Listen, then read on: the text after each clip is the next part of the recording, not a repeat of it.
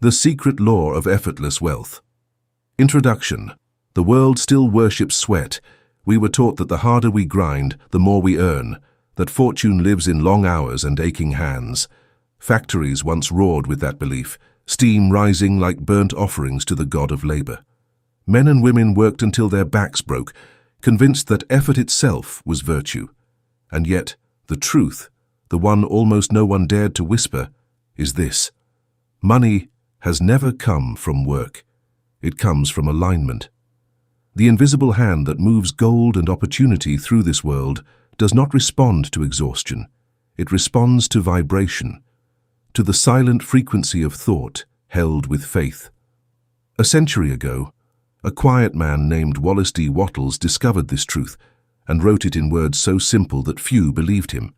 He said, "You do not get rich by doing certain things, but by doing things in a certain way." That certain way is what you're about to remember. For generations, humanity has been hypnotized by the myth of labor. We call it productivity, progress, the noble grind. But beneath those words hides a cruel misunderstanding, the belief that value is external, that money is earned from the outside in. Look around. The world's wealthiest are not always the hardest working. Some move through life with ease, while others toil endlessly and still sink into lack. Why? Because Wattles revealed what every mystic before him hinted at, that wealth is mental causation, not physical struggle. There is, he wrote, a thinking substance, an intelligent, creative field that fills the universe. Whatever form you hold in your mind with faith and gratitude, this substance begins to shape into reality. To most, this sounds impossible, yet all around us, nature obeys this same law. Every seed reproduces its kind. Thought is the seed of circumstance, and when your inner vibration matches the frequency of wealth, wealth cannot help but appear, through channels known and unknown. Think of your own life. How many times have you worked tirelessly, only to find doors closed? And how many times have you simply known something would work? And it did, almost effortlessly. That quiet knowing is alignment. That is the certain way Wattles spoke of. The fusion of clear mental image, unwavering faith, and grateful action. He warned, "The moment you abandon the idea that money comes through toil, you begin to work in partnership with the universe. The moment you stop pushing, life starts flowing, but to reach that point you must confront an ancient fear, the terror of letting go of struggle. The mind whispers, 'If I stop fighting, I'll lose everything.' Yet the opposite is true. The fight itself is what keeps you poor. Here is the law as Wattles understood it. There exists a formless substance that responds to thought. A clear mental picture of abundance impressed upon this substance causes its manifestation. Gratitude keeps you connected to this infinite source. Action, guided by faith, gives the invisible a channel through which to flow. This is divine mechanics, the metaphysics of creation. When you align your thoughts with faith instead of fear, and your work with joy instead of duty, you step into the current of effortless wealth. Then work transforms from toil to expression, from trying to make a living to allowing life to make through you. Every act done with awareness of abundance magnetizes an increase. Every word spoken with gratitude multiplies substance. Every moment lived in certainty strengthens your link to the infinite storehouse. You are not here to earn, you are here to emanate. Imagine standing in that ancient factory again, but this time you see what the others could not. Behind the machines, beyond the sweat and noise, there is a quiet field of light, pure creative intelligence waiting to obey whoever dares to think differently. You realize the true labor is not of hands, but of consciousness. You no longer chase, you radiate. You no longer beg, you allow. You no longer say, "I must work to earn," but I work to express the richness already within me. That is the secret of effortless wealth. Not a miracle, but a method. Not mysticism, but alignment with law. As you move into Chapter 1, the thinking substance, you'll see how this invisible intelligence has been shaping every event of your life, waiting for your conscious command. When you finally understand it, money ceases to be a struggle. It becomes a mirror. Because from this point on you'll know You do not earn money, you summon it. Chapter 1. The Thinking Substance. The True Source of Wealth. Long before the first coin was minted, before banks or barter or the invention of trade, there existed something far greater, a living ocean of intelligence that filled the invisible space between all things. Wattles called it the thinking substance. He described it not as an idea, but as a reality, the primal essence from which gold, wheat, bodies, and worlds are shaped. Every tree, every thought, every human destiny arises from this unseen field. He wrote, "There is a thinking stuff from which all things are made, and which, in its original state, permeates, penetrates, and fills the interspaces of the universe. A thought, in this substance, produces the thing that is imaged by the thought." Pause for a moment and imagine that, an intelligent field surrounding you right now, waiting for your instruction. It breathes through your thoughts, hears your emotions, and responds to your certainty. This, not your job or your employer or your hours worked, is the true source of wealth. Humanity forgot this truth when it began to worship matter instead of mind. We learned to chase effects instead of mastering the cause. We began to dig for gold in the outer world, never realizing the gold mine was within. Wattles observed this error in his own era, a world enslaved by industry where men worked 16-hour days, yet remained poor in spirit and pocket alike. He saw that physical labor alone could not explain the prosperity of some and the poverty of others. If money were purely the result of effort, then the hardest workers on earth would be the richest. Yet the opposite is often true. He concluded, there must be a deeper law at play, a metaphysical law of creation, one that links thought to form, vibration to substance, consciousness to cash. The universe, he said, is not a machine but a living mind, and the mind that knows this truth can never truly be poor again. You've been taught to think of wealth as a competition, to believe that what another gains, you must lose. This is the consciousness of scarcity, the competitive mind which Wattles warned against. It breeds fear, jealousy, and separation. But the thinking substance is infinite. It cannot be depleted or cornered by anyone. It creates endlessly from within itself. When you understand that, everything changes. Consider this. Every time you envy another's fortune, you tell the universe, their wealth limits mine. But when you bless their abundance, you affirm, their gain proves mine is possible. The difference is energetic, yet it determines the entire trajectory of your life. Wattles taught that poverty is not a condition of circumstance, but of awareness. It is the result of thinking against the flow of creation, of imagining lack in an infinite field of supply. And once that field receives your thought of lack, it obediently manifests lack in form. You are right now surrounded by invisible substance waiting to shape itself into your idea of wealth. The only question is, what image are you impressing upon it? Wattles' discovery is both mystical and practical. He said that to manifest wealth one must form a clear mental image of the desired result, not vague longing but definite creation. Hold that image with unwavering faith, never doubting its reality. Express gratitude constantly, for gratitude keeps you in touch with the source. Act in a certain way, with purpose, efficiency, and joyful expectation, not strain. This is the true alchemy of wealth. Thought, faith, gratitude, action, manifestation. When you think richly, you magnetize opportunities. When you believe, you command substance to obey. When you act with gratitude, you give the universe permission to deliver. It's not magic, it's law. The law by which the seed becomes a tree and the idea becomes a fortune. Work, then, is not the generator of wealth. It is merely the stage upon which wealth appears.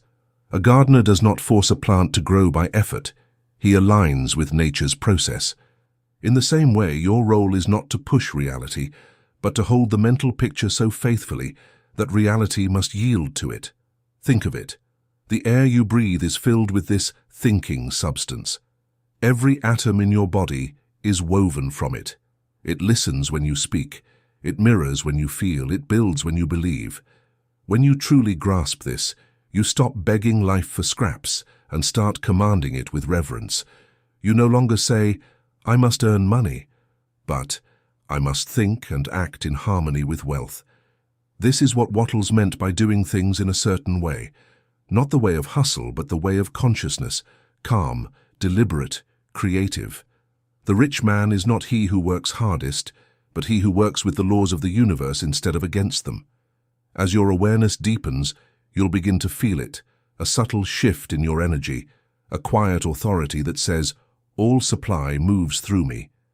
And in that realization, work becomes sacred, not as a burden but as a joyous expression of divine creation. In the next chapter, The Illusion of Labor, we'll dismantle the greatest lie of all, the belief that money is the child of exhaustion. You'll see why struggle repels supply, and how faith, not force, opens the gates of abundance. Because once you understand the nature of the thinking substance, you'll never again mistake effort for power. You'll know the universe doesn't pay for toil. It pays for awareness. Chapter 2. The Illusion of Labor. Why Struggle Repels Supply. Picture the worker at dawn, his breath visible in the cold, his tools heavy in hand. He believes, as most do, that the sweat of his brow is what earns him survival. He wakes, he labors, he sleeps, and he repeats. Generations have done the same. Millions chained to the rhythm of labor, repeating a creed carved into the human psyche. Work harder, and you'll have more. Yet the paradox stands. Some work endlessly and remain poor, while others seem to attract abundance with little visible effort. Why? Because work, as society understands it, is not the cause of wealth. It's the echo of consciousness. The outer world simply mirrors the belief you hold within, and when that belief is in struggle, the universe, obedient as ever, sends you more struggle. Wattles saw it clearly in his time, factories roaring with exhausted men, fields filled with bent backs, and yet all around him others becoming rich with ease. He dared to say what no industrial man would. It is not by hard work that men get rich, but by doing things in a certain way. That certain way was alignment, the harmonious cooperation between thought, faith, and action. Labor alone, disconnected from faith, becomes friction. Think of a wheel turning against the current. No matter how fast it spins, it makes no progress. That is the illusion of labor, motion mistaken for creation. Most people confuse the two. They run endlessly, chasing what could be magnetized effortlessly if only they would stop running and start aligning. To struggle for money is like trying to grab water with clenched fists. The tighter you hold, the less you have. This is where the illusion becomes dangerous. The world glorifies exhaustion, the grind culture that praises burnout as proof of worth. We wear fatigue like medals of honor and call it discipline, unaware that the frequency of strain is the exact vibration that repels abundance. Wattles warned against this mindset. To think that wealth is the reward of toil is to live in error. It is the result of right thinking and right action. Consider your own experience. Have you ever forced a project, pushing with willpower alone, and watched it collapse? Then remember another time when things simply clicked, when doors opened, when coincidences seemed to conspire in your favor. That's not luck. That's alignment. It's the universe responding to the tone of your energy, not the volume of your effort. The subconscious mind does not understand overwork. It only understands vibration. When your energy says, "I must fight for what I want," it translates that signal literally. You must fight. And so, life obeys, delivering more conflict, more resistance, more proof that you must fight. But the moment you affirm, "I already possess the wealth of the universe, I merely allow it to take form," the struggle dissolves, and what once required force begins to flow. Here is Wattles' antidote to the illusion of labor, the metaphysical formula for true creation. Think richly. Refuse to think of money as distant or difficult.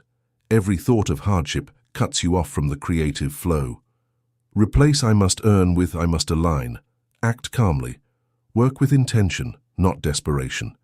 Each act must be infused with the awareness that you are a channel for infinite supply. Let your movement be graceful, not frantic, for the infinite never rushes. Rest in faith. After doing all you can in the outer world, release the outcome. Faith is the act of energetic surrender, the proof that you trust the invisible to complete what you began. Live in gratitude. Gratitude keeps your vibration high and your connection open. It is the language of wealth, the heart's acknowledgement that supply is already present. Work then becomes sacred not because of its difficulty, but because of the consciousness behind it. Effort done in fear produces exhaustion. Effort done in faith produces expansion. The difference lies not in what you do, but in who is doing it, the fearful self or the aligned self. The illusion of labor dies the moment you understand this. You were never meant to wrestle with life, you were meant to collaborate with it. The universe is not impressed by struggle, it is moved by coherence. Money is not seduced by exhaustion, it is drawn to calm conviction. When your work becomes an expression of faith instead of fear, the magnetic field around you changes. You begin to notice synchronicities, unexpected clients, effortless promotions, inspired ideas that seem to arrive from nowhere. But they do not come from nowhere. They come from the thinking substance responding to your certainty. Wattles called this acting in the certain way, the ability to move through life knowing that you are not a beggar of the universe, but a participant in its creation. When you work from that awareness, even the smallest act carries the weight of divine energy.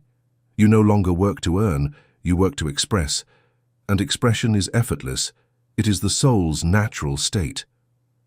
In the next chapter, The Creative versus the Competitive Mind, we'll explore the greatest fork in human destiny, the choice between the mind that struggles to get and the mind that knows how to create. One lives in fear of loss, the other lives in partnership with infinite supply. And from that choice, between force and flow, every fortune or failure on earth is born. Chapter 3. The Creative versus the Competitive Mind, the fork in human destiny. Two minds move through this world. One sees life as a battlefield, the other sees it as a canvas. One fights for every resource, believing the universe to be stingy and cruel. The other creates effortlessly, knowing the universe to be alive, generous, and infinite. These are the two minds that shape every destiny, the competitive and the creative. Wallace D. Wattles taught that the greatest mistake of mankind is to live in the competitive state of consciousness, to believe that in order for one to win, another must lose. He called it a disease of the race mind. And indeed it is. Competition is the child of fear. And fear is the signal that one has forgotten the truth. There is more than enough for all. Look at the modern world. Nations compete for dominance. Corporations compete for markets. Individuals compete for recognition, for validation, for survival. And yet in that endless chase no one ever truly wins, because the vibration of competition is separation itself. It tells the universe, I believe in lack. And so, lack becomes the governing law of one's experience. Wattles saw this even in his own century. Men trampling each other in factories, businesses collapsing from greed, dreams dying under the weight of envy. He wrote, "The creative mind knows no competition. It creates what it wants without taking away from others. The competitive mind imitates. The creative mind originates. The competitive mind fights for position. The creative mind expands the entire field. And because the creative mind lives in the vibration of increase, the universe rushes to multiply whatever it touches."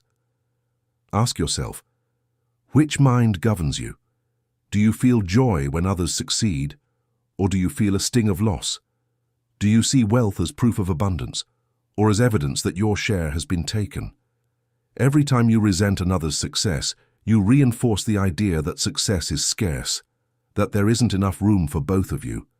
And the moment you believe that, you unconsciously withdraw from the field of infinite supply and step into the prison of limitation. Competition creates tension, a subtle, energetic contraction that tells the thinking substance, I do not have enough. And since this intelligent substance mirrors every dominant belief, it echoes that scarcity back to you in form. Wattles warned that those who live in competition cut themselves off from the source, because they are too busy fighting over the fragments of what already exists instead of creating something new. The creative mind, on the other hand, plays a different game entirely. It doesn't steal. It conceives. It doesn't demand. It receives. It doesn't envy. It expands. When you move from competition to creation, the universe stops mirroring your fear and begins amplifying your ideas. So how do you shift from the competitive to the creative state of consciousness? Wattles gave us the steps. Though he never used the language of psychology or quantum fields, yet his wisdom predates both. See the infinite everywhere. Begin by replacing the idea of scarcity with one of endless expansion. Every grain of sand, every leaf, every star is proof that the universe overflows. The source creates in excess, so must you. Rejoice in another's success. When you bless the prosperity of others, you signal to the universe, there is enough for me too. In that moment, jealousy dissolves, and your frequency rises to match abundance itself. Create instead of compete. Don't ask, how do I beat them? Ask, what can I build that no one has yet imagined? Every inspired idea that serves life multiplies your supply. Live in the consciousness of increase. Speak, act, and think in ways that make everyone and everything around you grow. To think increase is to tune into the divine heartbeat of creation. Wattles wrote, "The creative mind is never anxious. It trusts in the power that works through it. When you create, you operate as an extension of the infinite, and the infinite cannot fail. Imagine the two roads before you. One leads into the noise of the marketplace, shouting, pushing, racing for more. That's the path of competition, loud, frantic, and hollow. The other path is silent, luminous, open like dawn. It's the path of creation, still, confident, unstoppable. The first path ends in exhaustion. The second ends in expansion. You must choose." Wattles' message is timeless because it isn't about business or economics. It's about consciousness. The creative mind is the mind of God expressing through you. And when you think as God thinks, you never need to compete, for you are the source itself in motion. As you move through life, remember this: whenever you envy, you contract. Whenever you bless, you expand. Whenever you compete, you block the flow. Whenever you create, you open it wide. To create is to agree with life. And when you agree with life, life agrees with you. In the next chapter, The Power of Definite Vision, we'll enter the heart of creation, the sacred act of imagining. You'll see how a single clear mental picture, held with faith, has more creative power than 1,000 days of hard labor. Because when your vision is definite, the universe has no choice but to obey. It's not about working harder, it's about seeing clearer. Chapter 4. The Power of Definite Vision, the imagination that commands reality. Everything that exists began as a picture in someone's mind. Before there was the palace, there was the plan. Before the bridge, the vision. Before the empire, a thought held long enough to call matter into order. Wattles understood this principle so completely that he made it the cornerstone of his system. You must form a clear and definite mental image of what you want. Hold this picture in your thoughts with fixed purpose and unwavering faith, and the thing you think about will be created. To him, imagination was not fantasy. It was divine architecture. When you think vividly and persistently, you are giving the thinking substance its blueprint. The universe does not respond to wishful daydreams.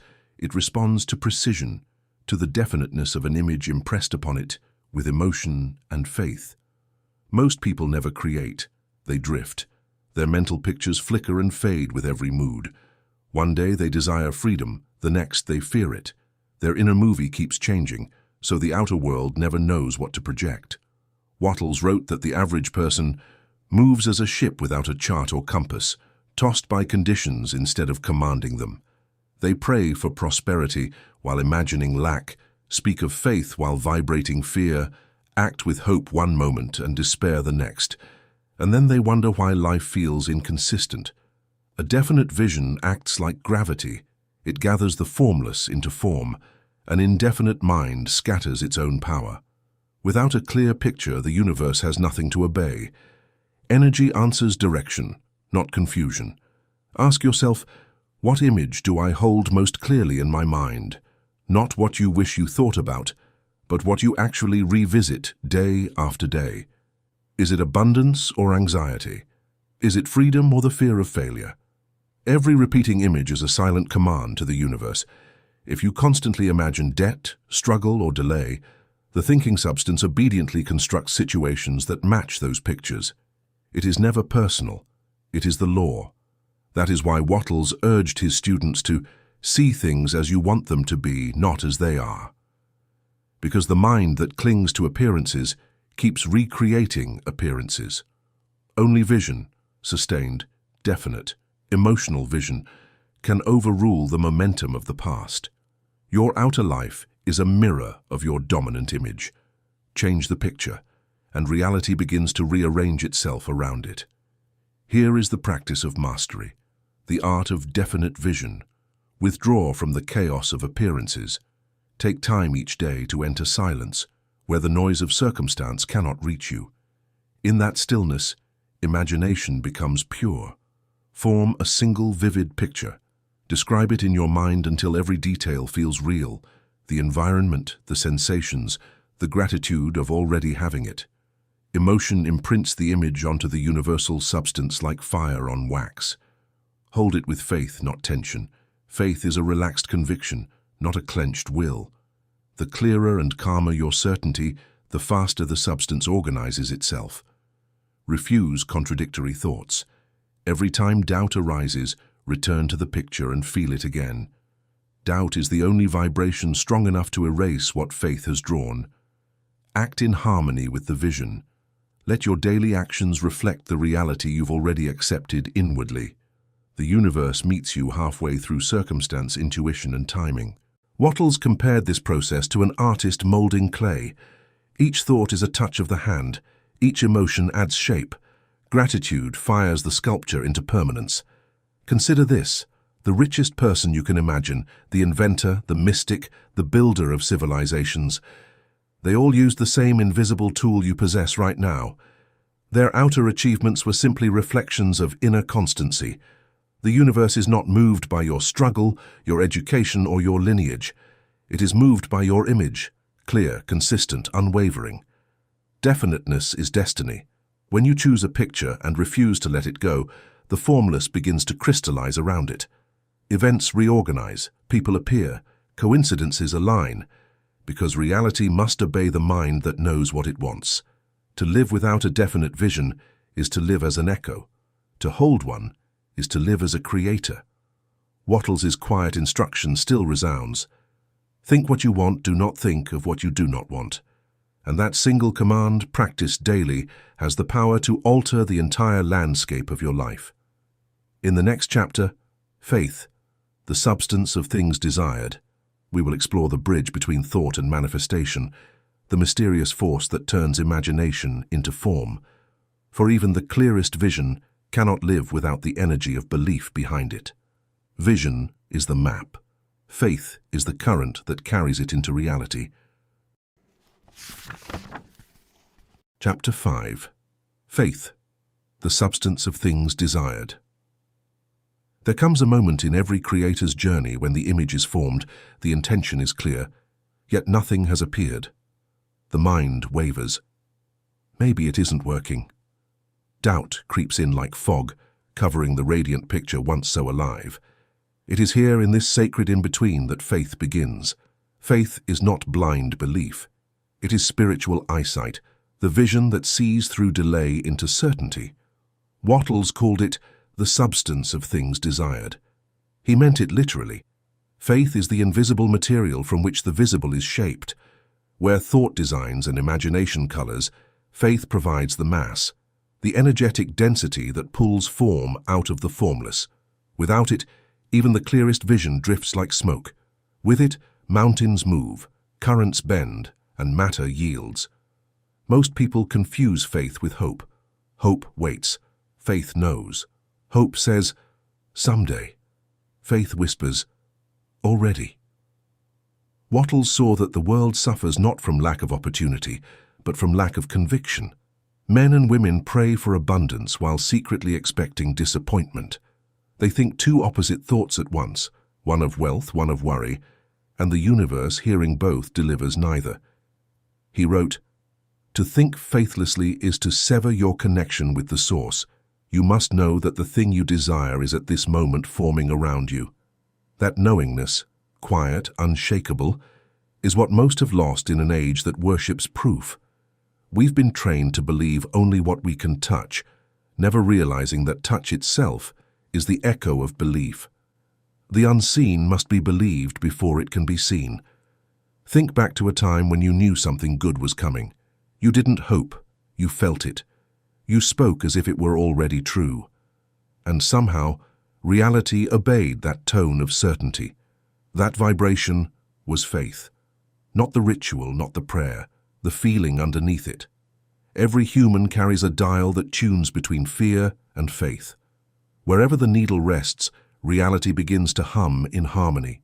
Fear vibrates scarcity. Faith vibrates completion. The tragedy is that fear feels safer because it keeps us in control. Faith requires surrender, the letting go of how and when. But the moment you surrender, the law begins to work. The seed doesn't beg the soil for proof of germination, it simply trusts the process. That same law governs the seed of your desire. Faith is the atmosphere in which it germinates unseen.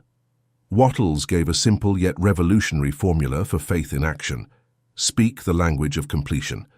Use present tense certainty, not "I will have wealth," but "wealth now flows through me." Words are creative sound. Faith gives them life. Feel before you see. Spend moments each day entering the emotional reality of fulfillment. Feeling precedes form. Emotion is the magnetic field that attracts conditions. Detach from appearances. Do not let visible lack cancel invisible progress. The field rearranges itself beneath the surface long before the flower breaks ground. Act as the channel, not the beggar. Work, plan, give, and speak as one who already lives in supply. Actions taken in certainty multiply results. Actions taken in desperation scatter them. Sustain gratitude. Gratitude is the maintenance of faith. It tells the universe, "I trust you. Keep unfolding." Faith then is not belief without evidence. It is alignment before evidence. It's standing on unseen ground with the same confidence you have when standing on stone. When you hold that vibration long enough, the outer world has no choice but to conform. Imagine walking through life surrounded by an invisible orchestra playing a melody only you can hear. Everyone else listens for proof. You move to rhythm. That rhythm is faith, the song of what is becoming. Faith does not strain. It smiles before manifestation because it knows creation is already underway. It is the golden bridge between mind and matter, the pulse of God through human intention. Wattles called it the way of certainty. To live in certainty is to stop reacting to appearances and start directing them. Circumstances cease to intimidate you because you understand they are clay, malleable, obedient, temporary. Faith speaks once, then rests, and while it rests, the universe builds. So the next time fear tells you it isn't working, remember this law. What you believe with feeling is already forming in the invisible. Every doubt merely delays delivery. Every act of gratitude accelerates it. The spiritual man does not chase outcomes, he walks in outcomes unseen. In the next chapter, Gratitude, the magnetic key, we'll explore the emotion that keeps faith alive and abundance flowing. For gratitude is more than politeness. It is the resonance that locks you into the frequency of creation itself. If faith builds the bridge, gratitude lights the path across it. Chapter 6. Gratitude, the magnetic key. There is a sound that only the soul can make. It is not prayer. It is not petition. It is the quiet hum of gratitude, a vibration so high, so clear, that the universe cannot resist answering it. Wallace D. Wattles called gratitude the key that keeps you connected to the source of your supply. To him, gratitude wasn't sentiment, it was alignment. When you are grateful, You tune your inner instrument to the frequency of abundance. Everything in the universe moves toward harmony, and gratitude is the ultimate harmony between the Creator and the created, the song of acknowledgement that says, "I know where my good comes from." Most people only feel grateful when things go right. They see gratitude as a reaction to gain, but metaphysically, gratitude is not the effect of abundance. It is the cause. Wattles wrote, "The grateful mind is constantly fixed upon the best, therefore it tends to become the best." He understood that a man can work day and night, yet if he complains, his vibration contracts and the flow of supply constricts. It is not punishment, it is physics. You cannot receive while broadcasting lack. Every word of resentment, every sigh of dissatisfaction sends a signal to the thinking substance that says, "I do not yet have enough." And since the universe mirrors belief, it obeys, sending you more lack to match your conviction. Gratitude reverses that signal instantly. It declares, "There is abundance now," and the law responds in kind, expanding the field around you. To live in gratitude is to stand in the vibration of completion, even when appearances suggest otherwise. That is faith matured into peace. Look within. How often have you postponed gratitude?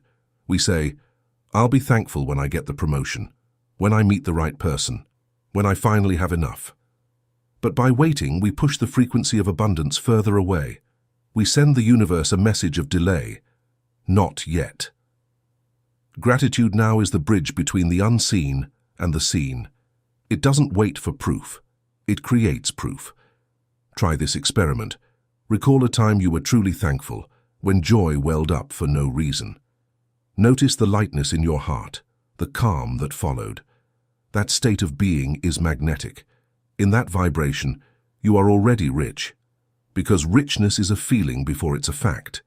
Wattles insisted that the entire process of mental adjustment and atonement can be summed up in one word: gratitude. It is the great harmonizer between thought and form. Here is how to practice the law of gratitude as Wattles intended. Begin and end each day with thanks. Upon waking, affirm quietly, "I am one with the source of infinite supply." At night, give thanks not just for what happened, but for what is unfolding unseen. Gratitude at the edges of the day sets the rhythm for everything between. Be grateful for possibility, not only for possession. When you can thank life for what is still forming, you prove your faith to the universe. This accelerates manifestation, for gratitude is evidence of certainty. Turn complaints into creations.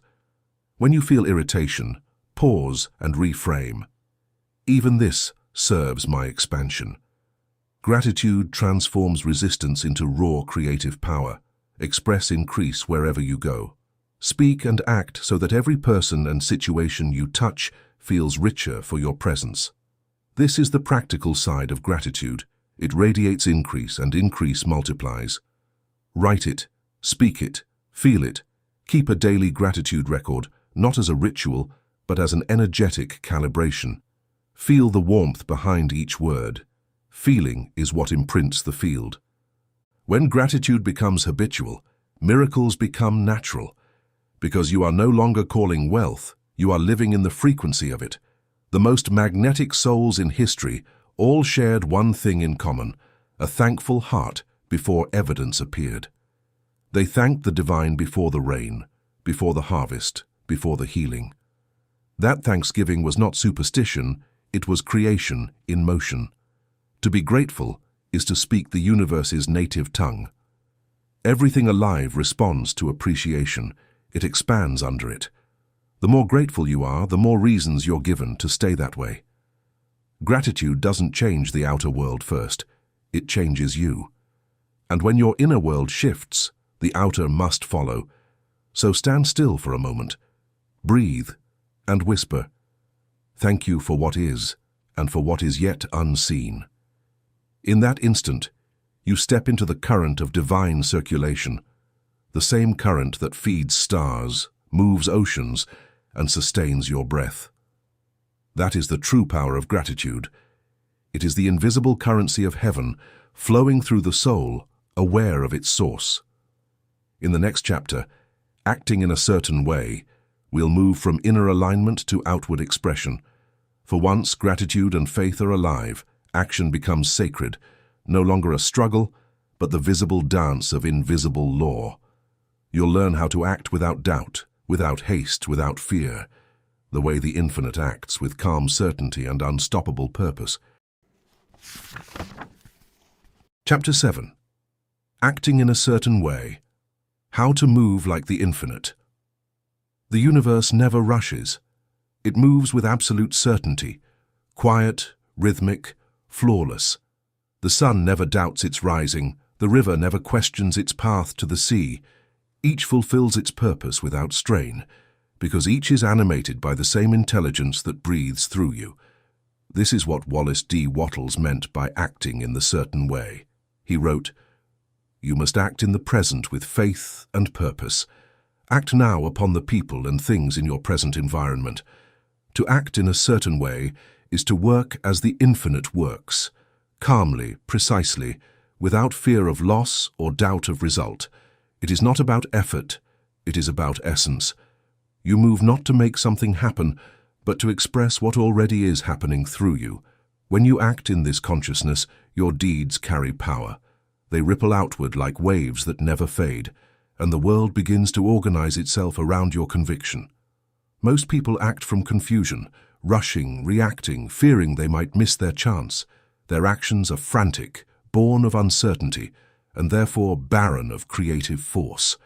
Wattles observed that fear of failure makes failure. When you act from worry, the energy of your work becomes distorted, its vibration tangled with doubt. You're trying to plant seeds while trampling the soil. This is why many labor endlessly without progress. Their hands move, but their hearts hesitate. Their words carry effort, not faith. And the universe responds in kind. Scattered results, unstable income, inconsistent opportunities. Action alone does not create, conscious action does. To act in a certain way is to combine vision, faith, and gratitude into motion. Every gesture becomes sacred. Every step is guided. Think of the last time you took action from fear. Remember the tension, the exhaustion, the quiet whisper that said, "If I stop pushing, everything will collapse." That was not creation, that was survival. And survival mode blocks spiritual circulation. Now remember a time when you moved with confidence, when inspiration struck, when the right words flowed, when doors opened effortlessly. That ease was not random, it was alignment. Wattles taught that the one who acts from faith never worries about results because he already knows the outcome. The energy he sends forth carries certainty, and certainty is irresistible to the universe. Action taken in this state carries more power than years of labor without conviction, because law responds not to motion, but to meaning. Here is the practice of acting in a certain way, the method Wattles meant when he said, "By thought, you make the thing. By action, you receive it." Act where you are, not where you wish to be. Don't wait for perfect conditions. The infinite always begins here, now. Whatever lies before you is the exact material through which your vision will express itself. Act with calm efficiency. Move deliberately, as if success were guaranteed, because metaphysically, it is. Each action performed with composure carries more power than 1,000 done in anxiety. Let every action express faith. Infuse your tone, posture, and speech with quiet assurance. The field around you records that vibration and multiplies it in ways you cannot predict. Do every act as a complete act. Wattles said, "Put the whole power of your mind and will into every act. Treat every task, however small, as sacred service. This intensity of presence bridges the invisible and the visible. Detach from the result. Once the action is done, release it completely. The infinite completes what you begin. Worry is interference, rest is faith. When you move like this, the quality of your energy shifts. People feel it. Opportunities rearrange themselves. Even chaos begins to organize around your conviction. Because when you act in a certain way, you become a living expression of divine order. To act in a certain way is to work as the universe works, without hesitation, without doubt, without hurry. It is the stillness of power in motion. Wattles compared it to the growing of a seed. The seed does not wonder if it will sprout. It simply responds to the laws that govern it, and those laws never fail. So must you. Act, not as a struggler reaching upward, but as a creator unfolding outward. Every task you do with faith strengthens your magnetic field. Every doubt weakens it. Therefore live as though your success were inevitable, because to the infinite it already is. The one who acts in this consciousness becomes unstoppable, not because he is forceful, but because he is certain. He is the calm at the center of motion, the point through which the universe expresses order into chaos. When your thoughts are aligned with truth and your actions flow from peace, you cannot fail. Failure can only exist where doubt remains. Act now. Act faithfully. Act as the infinite acts, with majesty, purpose, and serenity. For when you do, the universe moves with you. In the final chapter, the effortless stream of supply, we'll see what happens when all these laws, thought, faith, gratitude, and action, converge into perfect harmony. You'll learn how wealth begins to move toward you naturally, like a river finding its source, because the universe cannot resist one who has become its reflection. There is no more trying, only allowing. Chapter 8. The effortless stream of supply, when the universe works through you. There comes a point on this path when you no longer chase the current. You become the current. What once felt like effort now feels like rhythm. What once demanded force now flows as grace. This is the moment when money, opportunity, and circumstance begin to move toward you as naturally as rivers seek the sea. Not because you are lucky, not because you have finally worked hard enough, but because you have entered alignment with the great circulation, the endless motion of divine supply. Wallace D. Wattles called this state living in the certain way. He said, "You can become rich without robbing or taking away from anyone, and by doing so you become a channel through which the universe increases life for all." When you reach this realization, wealth ceases to be something you earn. It becomes something that moves through you, blessing everything it touches. Most people never experience this effortless flow because they still believe they are separate from supply. They imagine themselves as beggars before an indifferent universe, asking for what they already contain. They cling to money, fear loss, compete for scraps, and pray for miracles while rejecting the miracle of their own consciousness. They dam the river with anxiety and call the resulting drought reality. But the universe has no droughts, only blockages of belief. Wealth is not a reservoir to be earned and guarded. It is a river that must circulate. The moment you hoard from fear, the current stagnates. The moment you give from faith, it accelerates. This is the paradox of divine economy. The less you cling, the more you attract. The more you give, the more you overflow. Look at your relationship with money. When it enters your life, do you breathe in relief or tighten in fear? Do you see it as evidence of security or as proof of how easily it could vanish? Whatever emotion you attach to money becomes the frequency that governs its behavior in your life. Gratitude invites it to stay. Fear drives it away. Wattles wrote that no man can be rich who has a poor mind, meaning not a mind empty of cash, but a mind full of worry. Because worry vibrates lack, and lack repels supply. Your task then is not to chase wealth, but to stabilize your vibration so that wealth can circulate freely through you. You are the riverbed. Money is only the water. When the channel is open, clean of fear, aligned in faith, the flow becomes constant. To live in the effortless stream of supply, see money as energy, not matter. It is the visible form of invisible movement. Treat it with reverence, not attachment. It comes and goes according to your inner flow. Keep circulation alive. Give freely, not as loss, but as participation in the universal rhythm. Every act of generosity expands your capacity to receive. The moment you let money move, you prove your trust in the source. Anchor every action in peace. The infinite never acts in panic. Move from calm assurance, and your field broadcasts stability, attracting resources and opportunities that mirror your stillness. Receive without guilt. Many repel abundance unconsciously by feeling unworthy of it, but creation cannot bless a vessel that refuses to open. Accept with joy. It keeps the current pure. Live as an instrument of increase. Let every person, place, and project you touch expand through you. You are the conduit through which the universe multiplies itself. To increase life for others is to ensure life increases for you.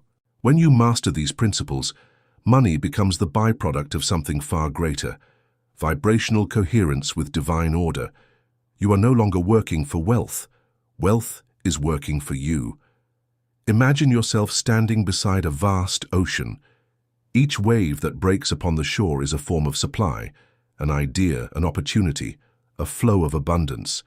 Yet none of it belongs to you exclusively. It moves through you, not to you. Your task is simply to remain open, rhythmic, and grateful. In that openness, you become the infinite's favorite instrument. You stop asking, "How can I get?" and begin asking, "How can I let?" How can I let more life flow through me? How can I let more good circulate to others through my being? And as you ask that, the universe answers with more to give, more to share, more to live. Because the law is perfect. To the one who circulates, increase is inevitable. When you live in the effortless stream of supply, there is no more fear of lack, no anxiety about timing, no guilt about success. You realize that money is not earned, it is expressed. You are not a laborer, you are a channel, and through that channel flows the limitless abundance of the infinite. Breathe it in.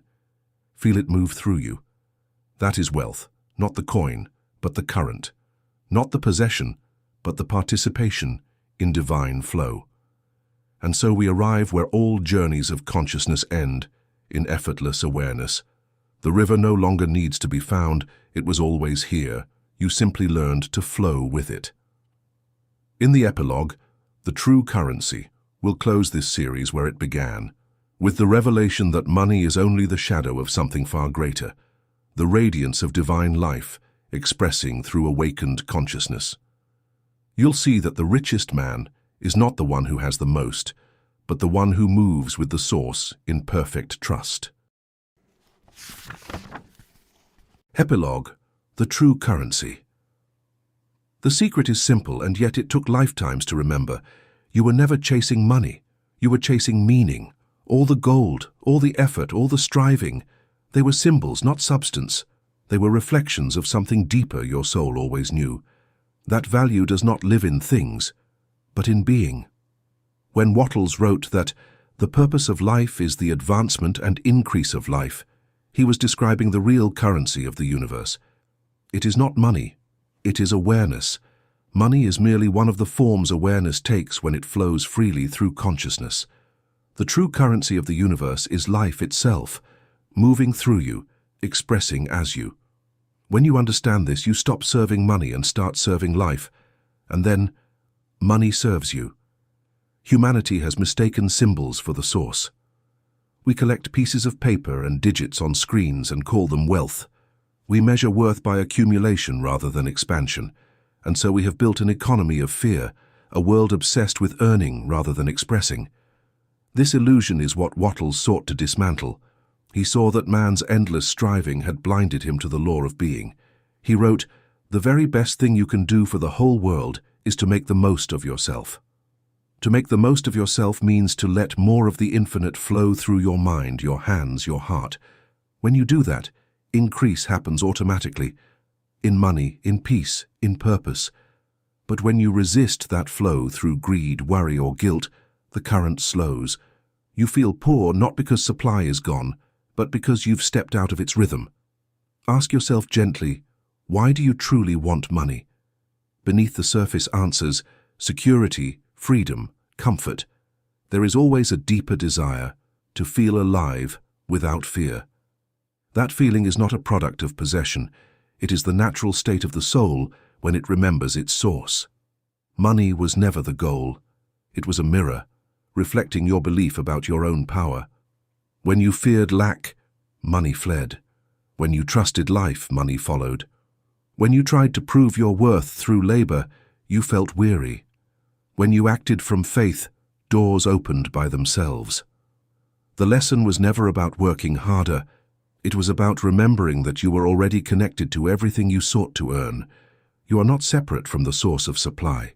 You are its expression, and to the degree that you live as that expression, abundance has no choice but to appear. Here is the final teaching of Wattles distilled into living practice. Think creatively, never competitively. See life as infinite, yourself as a co-creator, and every soul as part of the same circulation. This alone will dissolve envy, scarcity, and fear. Hold faith as substance. Believe not in distant outcomes, but in the unseen presence that is already forming them.